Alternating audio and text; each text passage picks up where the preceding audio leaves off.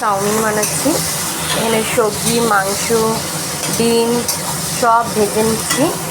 আমার এদিকে চাউমিনটাও সেদ্ধ হয়ে গেছে, আমি ভালো করে লাল লাল করে ভেজে নিচ্ছি।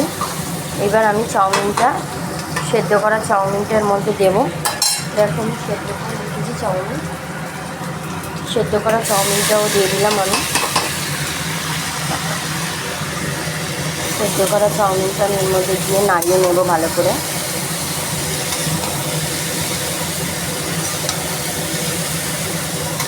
চাউমিনের মধ্যে আমি এর মধ্যে একটু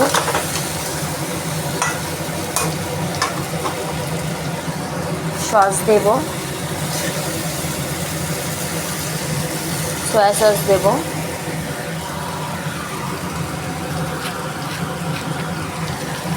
একটু সয়া সস দিচ্ছি, একটু ভিনিগার দেব, এর মধ্যে একটু ভিনিগার দিচ্ছি, আর একটা টমেটোর সস দেব। চাউমিনটার মধ্যে আমি টমেটোর সস দিচ্ছি। দেখো একটু একটু গোলমরিচের গুঁড়ো দেবো। গোলমরিচের গুঁড়োটা দিয়ে একটু ভালো করে নাড়িয়ে নিয়ে আমি নামিয়ে নেব।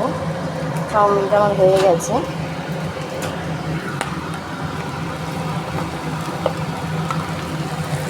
গোলমরিচের গুঁড়ো দিচ্ছি, দিয়ে আমি চাউমিনটা ভালো করে নাড়িয়ে নেব।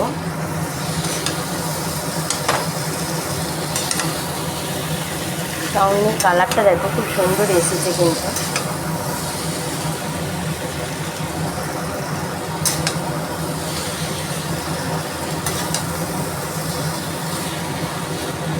দেখো আমার চাউমিনটা কিন্তু হয়ে গেছে।